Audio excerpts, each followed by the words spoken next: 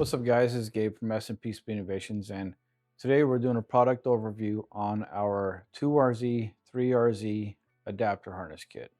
Now this adapter harness kit here is for the 2001 to 2004 Toyota Tacomas. The factory 4-coil setup, not the 2-coil, not the distributor, but the factory 4-coil setup. Now this is designed to work with a factory harness. This is adapter harness kit, and this is product overview, so let's get right to it. So the kit comes with an adapter harness we build in-house, and basically this plugs right into your factory engine harness. Comes with an air temp sensor. This air temp sensor is it gets plugged into your intake airstream. Comes with a Haltech ECU preloaded with the startup tune. So startup tune, that's your drive tune.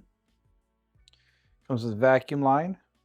This vacuum line connects to your intake manifold, and it connects to the Haltech computer, which has an internal map sensor. It's good for 43 pounds of boost for those that like to party. We also supply it with the Haltech WB1 Wideband module kit. The reason why we supply it with this WB1 module kit is because of the accuracy and the speed, and it was designed to work with the Haltech computer. So this is our full complete adapter harness kit. Now this will not work with your automatic transmission. It'll only work with the manual transmission applications. It's real basic and simple. So your factory harness will plug into the factory ECU. You will unplug your factory ECU, take those connectors, plug them into this adapter here. So this adapter here will then plug into the Haltech ECU. And then your vacuum line here would get connected right into that internal map sensor nipple right there. Real basic and simple. Your WB1 module will plug into our adapter harness, just like this. And then the other side of it plugs into either one of these ports. It does not matter. If you're using a Haltech IC7 or a UC10 or a multifunction CAN gauge, you can plug into the other port. It does not matter which port you plug it into.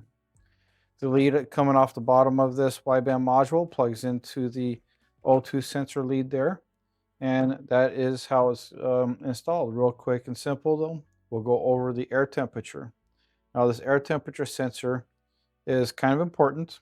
If it's a supercharger application, you want to make sure that this is in the airstream below the supercharger, in between, usually somewhere in the middle of the number 1 intake runner or the number 2 intake runner.